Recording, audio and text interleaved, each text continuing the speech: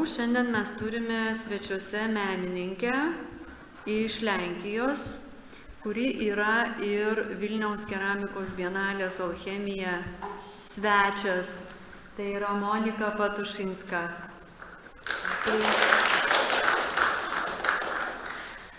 So my name is Monika Patuszyńska, and I was asked to have a talk about my own work.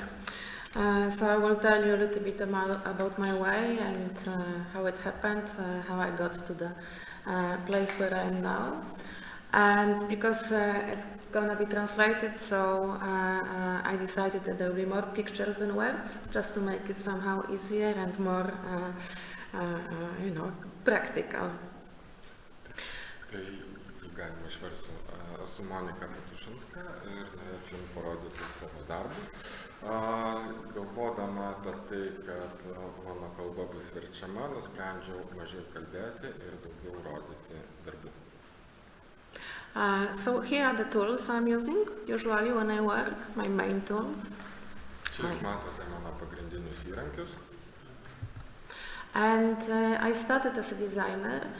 I mean, the very beginning, I started making ceramic in Denmark when I was 19. I went for 1 year there. And since then, I realized that ceramic is a trap. And you have to be very careful, because once you get in, it's very difficult or even impossible to get out. Savo karjerą pradėjau kaip dizainerė, dirbdama Danijoje, kai man buvo 18 metų. Nuo to laiko pamilau keramiką. Okay. So then I came back to Poland, studied in the Akademijos of Art. That is the only place in Poland where you can study ceramic. Vėliau mokiausi Vroclavo meno akademijoje, kuri yra vienintelė vieta, kurioje galima mokytis keramikos. And as I said, first I was considering myself as a designer, because I kind of like to find systems, I like when the things work together. So I was doing this kind of sets of T4-1. Tuo metu suvokiau save kaip dizainerė, man patiko formos, jų jungimasis. I was also designing for the factory, for the tableware factory, for a short time. Taip pat dirbau kaip dizainerė vienai iš keramikos gamyklų. And this is the last thing that was actually made in the proper way, how it should be done. Tai yra paskutinis darbas, kurį atlikau kaip dizainerė. So this is 2005, and once I found a way how to make it, how to cast it, how to fire it, it comes from one mold, this piece. So once I found a way how to, how to organize the whole system of making it, it kind of, I felt that I'm able to do anything, so it wasn't a challenge anymore. Šis darbas yra atlietas iš vienos formos. Kai aš supratau, kaip tai pasidaro, tai nustojo man būti iššūkių tokio pobūdžio darbai. Yes. So then I got more interested in the different mistakes and accidents to find out how it can affect my ceramic, and also, while designing and while making all these pieces they really need to be I really had to watch if they don't deform, so later they fit another part of the construction. Tada pradėjau skirti daugiau dėmesio klaidom ir atsitiktinumam, bandydama juos suprasti ir mėgautis tokiais darbais. So I felt that this is kind of like a fight that I'm having with the material, instead of treating the material as a partner. Tai tarsi kova su medžiaga, kurią aš darau. So I'm letting the pieces, sometimes I'm just letting different elements into the pieces, and even if in the beginning I imagine them in another way, when they come out from the kiln, one important thing, I'm always saying that if I know exactly how the piece is gonna look after the firing, I wouldn't have to fire them. Tai aš į savo kūrinius įdedu skirtingas medžiagas, skirtingus elementus, ir taip pat aš nežinau galutinio vaizdo, kaip tas kūrinys atrodys išdegus. So those pieces I'm showing now, they were made in China. And into this whole process of making, there was one element one new element, that was a man who was firing the kilns, and he was an absolutely crazy pyromaniac. So only with him, without him, it wouldn't be possible. Šie darbai yra sukurti Kinijoje su vietos krosnių degikų pagalba. So in the beginning, when I decided I want to follow the material, I started to look for like the way in, like the gate I could open, like enter the nature of porcelain. Tai pradedama ieškoti naujumo savo darbuose, ieškau porceliano prigimties. So I started from cutting the molds because my first idea was that because the casting marks are something that the technologues are trying to fight for so many years, for generations, and they keep coming back. But this is like this first point where I can kind of catch the true nature of porcelain and then follow, getting closer to it. Taip, tai pradėjau nuo to, kad pjausčiau formas, paryškindama sujungimo linijas, tas vietas, kurias technologai bandė daugybę metų užtušuoti ir padaryti nematomas. So I started from leaving the casting marks on the pieces. Šias žymes jūs matote darbuose. This is the photo I always show because this is the museum in Nove in Italy, and there you can see, like here you can see my pieces, and in front you can see Picasso in the same room. Šią nuotrauką aš labai džiaugiuosi, jūs kairėje pusėje galite matyti mano kūrinius, o dešinėje pusėje buvo Picasso darbas. Nuotrauka daryta Italijoje. Later they came pub forms, and I'm also another important part for me is like playing with the negative and positive spaces. So sometimes I think that I'm actually building it's kind of I lost the control. What is the positive, what is the negative in my case? And if I'm making the ceramic, or if ceramic is only like the side effect of the explorations I'm doing with the plaster, with the molds. Dirbdama aš kartais sąmoningai sumaišau, arba pati nežinau, kurią kūrinio pusę darau. Ar pozityvą, ar negatyvą, šias pusės maišau sąmoningai, siekdama naujų rezultatų. So like this is all the texture here. This is just like the negative of this paper pulp that disappeared, that burned out during the firing. Tad šie indų viršus yra nuimti nuo atvirkštinės formos. I was also working casting without the mold, just building like the inner structure from. Actually, this is the brown one. This is the chocolate cereals that usually you put the milk. Like you have them for your breakfast. So I put the porcelain in, and they are cast without any mold. They are just cast, as you can see, they are cast in the cardboard tubes, like they are used for constructions for the building sites. Kartais dirbdama nenaudoju formų, o naudoju parankinės medžiagas, tokias kaip šiuo atveju galite matyti kartoninės vamzdžius sudėtus ir tarp jų atlietą porcelianą. And then, because I already had the experience of casting without the mold, I decided to make a mold without having a model made first. So I was working in the solid plasters of block, just breaking them. And I found out I was always interested to see how the inside of the smashed plaster block would look like. Kitas žingsnis, kurį žengiau, tai po darbo be liejimo formos, tai sukurti liejimo formą be modelio, skaptuodama gipsą tiesiogiai ir išgremždama jame savo norimus formas. Yeah, and of course, once I do something small, it always gets bigger after a while. Pradėdama nuo mažų darbų, vėliau pereinu prie didesnių. This is how my molds look now. taip mano formos atrodo dabar.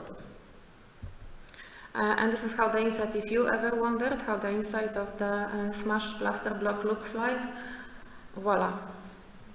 O taip atrodo mano darbai. And this is the same pieces when they are fired. Čia išdegti darbai.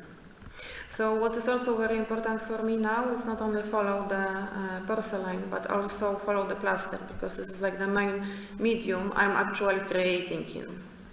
Tad mano dėmesys nuo porceliano krypsta ir į gipsą, tai yra pagrindinės įrankis, su kuriuo aš kuriu darbus. And as I said earlier, like this porcelain casts, I mean, my end works are always in porcelain, but for me it's a little bit a side effect of this what I'm doing in plaster before. Mano darbuose atsispindi tam tikrai įtaka darbų, kuriuos aš dariau prieš tai. I'm also casting in different materials.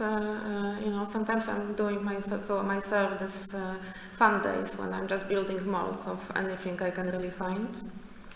Kartais kuriu formas iš daiktų, kuriuos randu aplinkui save. And here the results. Rezultatas.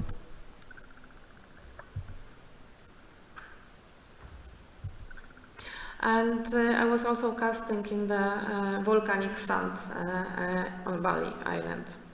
Taip pat vulkaninėse uolienose liejau darbus. And what I love most in this idea, in this project, is that somehow usually you can always see where your mold is finished. Like you've got the inside and the outside, but the outside is always defined. And in this project, I felt like I'm casting inside, but the mold was the whole earth.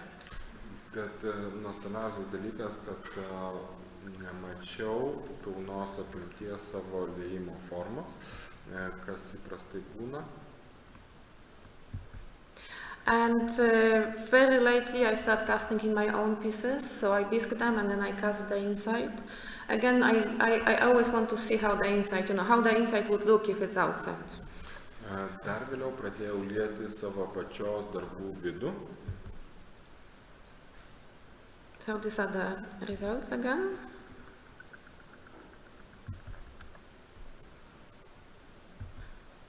And I'm also experimenting with glass sometimes, with blown glass, because for me, blown glass and cast ceramic, it's really kind of the same.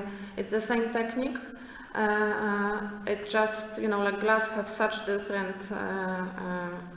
The glass is like much thicker. It doesn't fill up like every detail in the mold, so behaves different. But for me, it's really kind of playing about the same themes.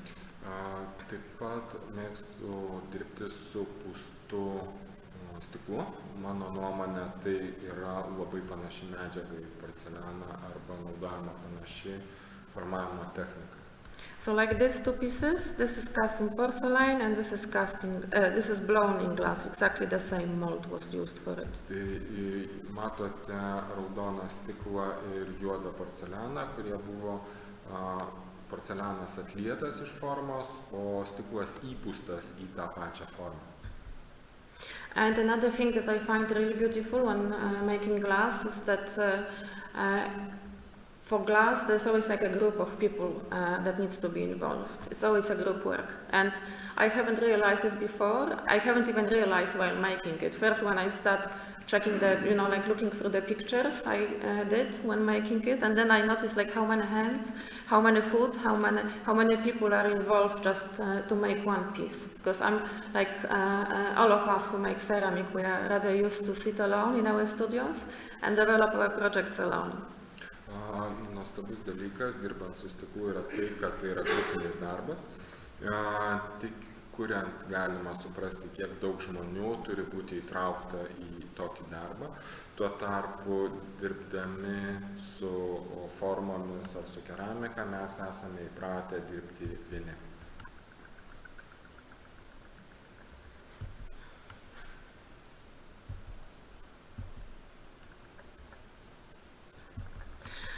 But like the main thing I do, I cast. So as I said, I like smash or cut or destroy the plaster molds I find and then build from them like my own new constructions. Tad šiuo metu daugiausia lieju, pjaustydama formas ir iš jų konstruodama savas formas. This is the same, this and this is the same piece. I'm always showing it as well, like to show the difference between how the real life that very seldom looks sexy comparing to the artificial life. Taip, tai yra dvi nuotraukos, baigtas darbas ir kuriamas darbas. And so I'm also doing a lot of residencies, and I used to go to a lot of factories and work there. So when I come, this is how the molds look like. Tai labai dažnai vykstu į rezidencijas, įvairius fabrikus, man atvykus formos atrodo štai taip. And this is how they look when I leave. O taip atrodo man išvykstant. And because I was going to so many places, I also start including in like bits and pieces that I could find in those places, like to kind of like like a tribute to the place, you know, that they were born in. Dirbdama skirtingose vietose mėgstu pridėti daiktus ar atliejas rastas tose vietose, kur dirbu. So for example, this is a spout for a teapot. Čia yra rankoje laikomas snapelis, that became a foot. Kuris tapo kojelę.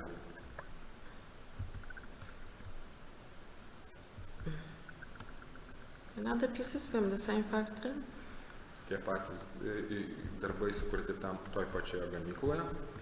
And then I start calling my pieces. Before the series were called after the places where they were made. But then I start using like combinations of different molds found in different places with the elements found in another. So then I start calling them bastards. Pradžioje dirbdama skirtingose rezidencijose vadinau kūrinius pagal tas vietas, kuriuose jie yra sukurti. Vėliau, kai pradėjau komplektuoti darbus iš skirtingų fabrikų, skirtingų vietų sukurtų formų, pradėjau vadinti, please again, the name? Bastards. Bastards, šunsnukiais. And it's like in Polish it has a double meaning. Like one is kind of like hybrid, like you know, like like when you cross two animals. So you would say also that is a bastard, and it's kind of like scientific word. Or the other one, like the obvious, you know, and because everybody knows that I'm a mother of these pieces, but nobody really knows the father because there's like many fathers. I think the name really suits them. Taip, Lenkų kalboje yra tam tikras žodžių žaismas šio žodžio reikšmėje. Paprastai kalbant, visi žino, kad aš esu šių darbų mama, bet niekas nežino, kas yra tėtis, nes tėčių gali būti daug. And this was also at the time when I was going through all of, you know, it was around 2010, and all those factories started getting bankrupt and closing, the industrial factories. And I was going around them looking for those little elements, you know, I could include all for the molds I could later change and use for my things. Apie 2010 metus keliavau per daugelį uždarytų gamyklų, ieškodama ten formų arba šūkių, kurias galėčiau naudoti. And I've noticed that the nature is kind of doing exactly the same, like taking over the factories and taking over the spaces abandoned by human. Pastebėjau, kad gamta daro lygiai tą patį, ką bandžiau daryti aš, tai yra pasiimti viską savo. It's doing exactly the same with the plaster what I do, but in its own way. It's like kind of revealing the true nature of plaster. Tad gamta tam tikrą prasme atskleidžia tikrąjį gipso veidą. So like all the things you can see here, they just come from the water leaking from the ceilings. Tai yra nuo lubų varvančio vandens sukurtos paveiktos formos. And because, you know, like it always fascinates me like to see how the negative of the positive, or how the positive of the negative would look like. Man labai patiko galvoti apie tai, koks galėtų būti pozityvas arba negatyvas formas. So it's kind of, it came like it's a very natural thing to go there and just to cast in the molds abandoned in those abandoned factories. Tad man tapo įprasta eiti į tas apleistas gamyklas ir lieti darbus iš tokiuose gamyklose rastų formų. Later it developed in the project. I was traveling through Europe, like kind of hunting the factories and trying to be there before the bulldozers. Vėliau tai tapo mano pomėgiu ieškoti uždarytų gamyklų Europoje ir nuvykti ten anksčiau, negu pasirodo griaunantys darbininkai. But the first one was the factory named Książ in Poland. Pirma gamykla buvo Lenkijoje. So it's like the factory was completely abandoned, and I wanted to give it kind of like offer one day and kind of bring back the old function. So like start casting again in the factory that is cold, like no kilns, no equipment, no nothing. But kind of I wanted to go there and just do this what the factory was created for one day. Tad šiam fabrikui įpūčiau gyvybės vienai dienai, nueidama ir liedama formas fabrike, kuriame nebuvo jokio šildymo ir neveikė jokios krosnos. And these are the results. And in this case, I kind of put away my role of artist. I didn't want to create anything there, and I just wanted to do like a documentary. So every piece you can see here is not manipulated by me at all. It's just straight, how it was. It's just straight from the mold, like cast in the way how the mold was found. Tai nėra meninės interpretacijos, tai galima sakyti yra dokumentika, nes atlieti darbai niekiek nėra apdirbami. So like everything you can see there is just the negative of the positive, or positive or the negative, whatever, just by the patterns that was hollowed, that the leaking water hollowed in the plaster molds. Tad tai, ką jūs matote, yra pozityvas arba negatyvas priklausomai nuo to, kur tekėjo vanduo. And 2 weeks after I did it, I got a phone call that the bulldozers are already there. So if you see, this is like 2 weeks between. This is exactly the same pail of molds here and here. The only difference is that here the half of the building is gone in the other photo. Tai yra nuotrauka daryta po 2 savaičių, kai buldozeriai atvažiavo griauti šią gamyklą. So it was the kind of very important, because I was planning to go back there in spring. But it was kind of an important moment for me to realize that things are happening too quick in our world, and that nothing can be really put for later, for spring, and everything needs to be done like here and right now. Tai tapo man pagrindu suvokti, kad negalima atidėlioti darbų, nors norėjau grįžti į šią gamyklą dar pavasarį, kad reikia dirbti čia ir dabar. So I took the car and started traveling through Europe, trying to be in the other factories before the bulldozers, as I said earlier. Tai nuo to laiko keliauju po gamyklas Europoje. So this is in the factory Royal Boch in La Louvière in Belgium. And the factory is here on the left. And again, the same thing, like casting one day, casting in the molds, abandoned there, and like changed by the time, by wind, by water. Visur darau tą patį, tai ieškau formų paveiktų vėjo, vandens ir jas lieju.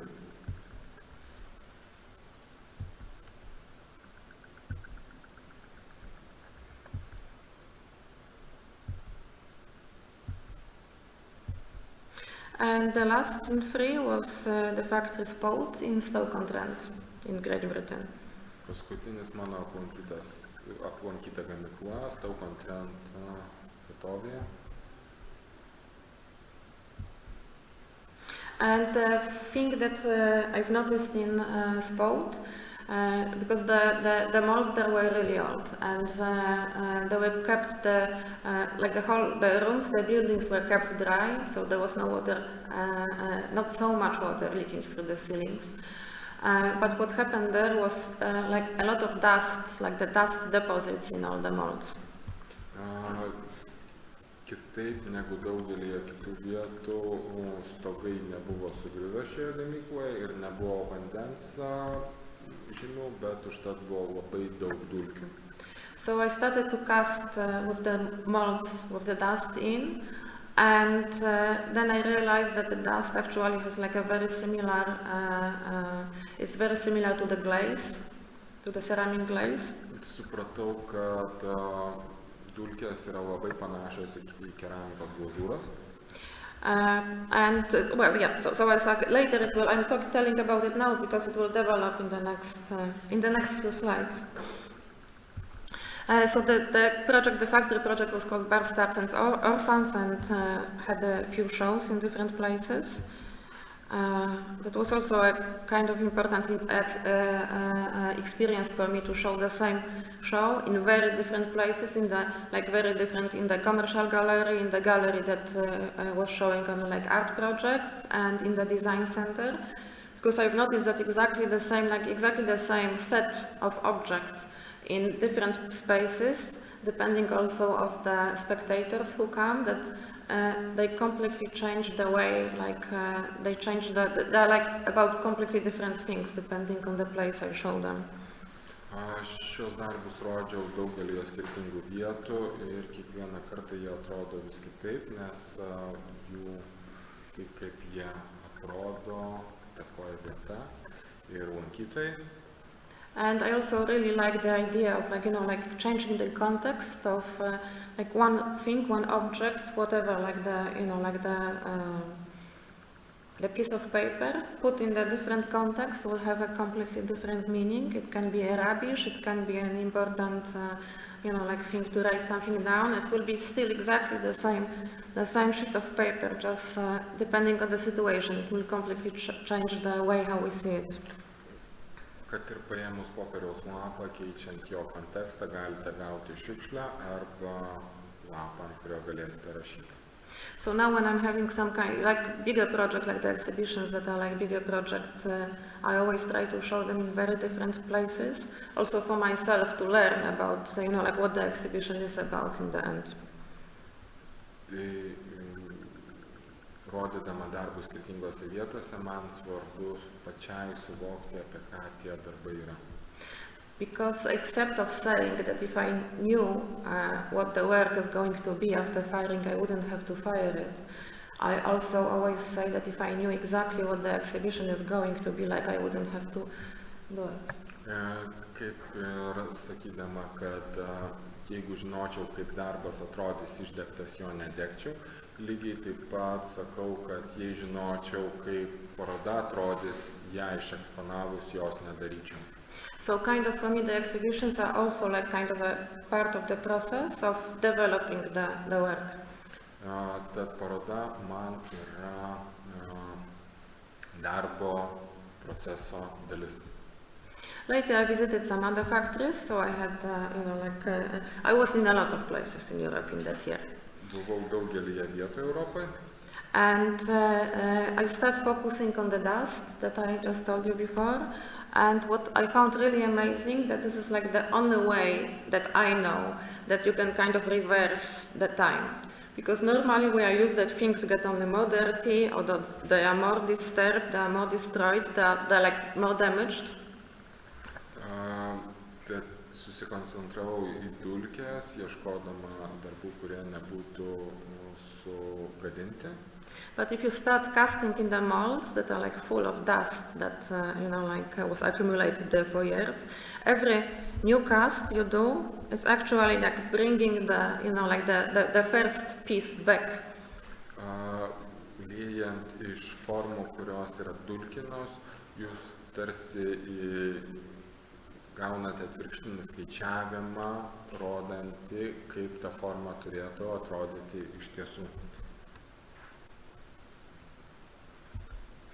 And I start reading books about dust then, and I start like getting more into the subject. Pradėjau skaityti knygas apie dulkes. And I start collecting dust from my family, from the members of my family, to see how different, because like if you see the dust you think like every dust is exactly the same, but it's not.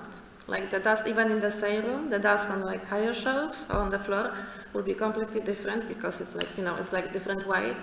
The dust depending on the place where you live will be completely different. If you live next to the bus stop, you will have a lot of like skin of the people who are waiting for the bus in your own dust.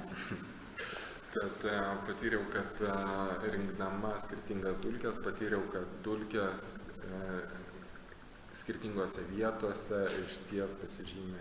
So this is the dust from my father's home. Čia dulkės iš mano tėčio namų. And this is how what happens when it becomes a glaze. Ir štai kas nutiko jas išdegus. Here are examples of the rest of my family. My father's dust is most beautiful because him and his wife, they always clean shoes before they come home, so they don't bring sand home. Tad tėčio ir jo žmonos namai yra ko gero švariausia, o kitur matote mano kitų giminaičių. The other two is from my mother and her husband. They've got a dog, so there's no way to avoid dust. My sister has 2 children, no way to avoid dust. This is mine. I'm not cleaning my shoes very well before I come back home.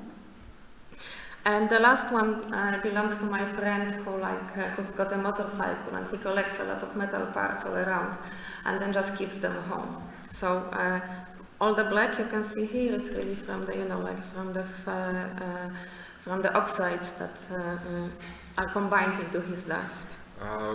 Einant toliau, tai vidurinis yra mano sesers buto dulkės, vėliau mamos ir jos vyro buto dulkės, žemiau mano pačios ir dešiniausias apatinis yra mano bičiulio buto dulkės. Also now I think that firing the dust is kind of revealing the real nature of the dust, because then you can see what was inside there. And I also like the idea of that is kind of like a postcard from the life. Like this was when I was doing the exhibition it was the summer 2019. So this is like a postcard from my family, from the houses of my family from the summer 2019. Manau, kad dulkės parodo, atsiskleidžia, kas jos yra iš tiesų jas išdegus. Ir tai yra tarsi atvirukai iš mano giminaičių. And it developed into the bigger project called In Dust with Rust. Tai yra kitas projektas. It was really all about the dust from our homes, the dust from the factories, and like different types of dust, and then what happened to it after firing. Apie dulkes iš įvairių fabrikų, apie dulkes iš namų. Ir kas nutinka jas išdegus. And In Dust with Rust was a part of the, again, like even bigger project that was called genealogy, and I was working on it for the last 3 years. And it was kind of the effort of translating relations, like human relations, into materials. Tai tapo mano didesnio projekto dalimi, prie kurio dirbu jau 3 metų, atskleidžiančio žmonių tarpusavio santykius. So about combining like similar and not similar, and about things that are supposed to suit together but they don't, or like 2 elements that are supposed not to suit together but they do. Sudedant skirtingus elementus, kurie turėtų sutapti arba nesutapti, kurie dera vienas prie kito arba nedera. And I call it about the adjusting, about mismatching, and about the difficult art of keeping the balance. Tai yra didelis menas atrasti balansą. So this was the like part of the show. And they were exposed on the wall because it was also important for me to show them like how in the same way like the genealogical tree is usually presented, but I didn't want like this whole pattern. It goes like the classical genealogical tree is built in the way that it kind of like it's pointing to you, that like you are like the most important part, and then like the whole world was working for ages just to create you. So this was a project based on the history of my family. Like I went quite a lot back in the generations, but I didn't feel at all like my whole family was working to create me. So I didn't want, I wanted to have it on the wall as a genealogical tree, but still like kind of in the random order, where like nothing was most important. Tam tikra prasme tai yra mano genealoginis medis, išdėstytas atsitiktinė tvarka, galvojant apie savo protėvius, kurie sukūrė mane. And the part of the exhibition was also like different stories from the family, and it was also shown in the different galleries. So here you can see it in the different. This is the ceramic. This is the sculpture center in Orańsko in Poland, and we just for the photo we managed to borrow the bride that was just having her photo session in the park, but she just suited so good to the photo that we couldn't resist. Šiai parodai pasiskolinome nuotaką, kuri prieš tai fotografavosi apylinkėse. And these are the series from the genealogy pieces. So as I said, it was about combining different DNAs, technical or aesthetic, or like here, there are like two parts of porcelain combined with the road paint. That is that's another fascination. Like I'm really fascinated by the road paint. Tad matote darbus, kurie yra sudurti iš skirtingų formų, skirtingai dažyti. And here two different porcelains skirtingi porcelianai naudojami. Combined together. And it went further, so this is like exactly the same idea as before. But because of putting this different color in, our brain doesn't really read it anymore like here, it's like old and new, let's say, or like my and not mine, like, you know, like precise and not precise. While here, because there's this other color, the way how it was divided previously, kind of our brain like don't see it, it sees only the difference between the dark and light. That for me was also very important. Like once I made these works, I thought that this is that the contrasts can really combine instead of dividing, and I really liked, to find it out. Šiuose darbuose naudojama glazūra, kontrastas tiek atskiria, tiek sujungia mano darbų detalės, kurias dariau aš su skolintomis detalėmis. And another works from the same series about adjusting, so I was just it's about also putting different materials together and then firing them together and to see really what happened. It was more like I was designing the process, not really the end result. Šiuose darbuose sudedu skirtingas medžiagas ir tampu tarsi proceso dizainerė, bet ne rezultato.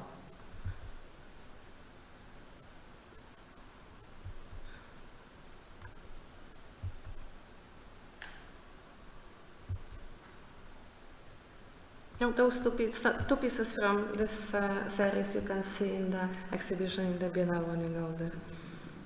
Du darbus iš šios serijos galite pamatyti bienalėje Vilniuje. And thank you. Ačiū Jums.